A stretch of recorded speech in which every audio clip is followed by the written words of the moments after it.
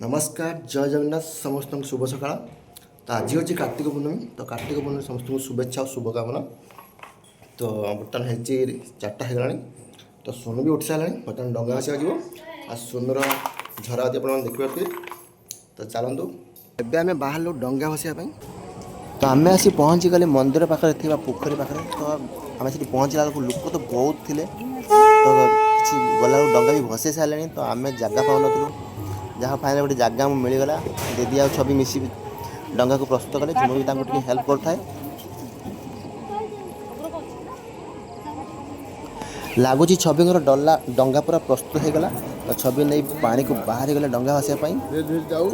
किसी तो एत लोक जो अच्छा किसी माने शुभु ना जहाँ हो सी तथा नहीं बाहर गले पानी को डंगा को भसई देले।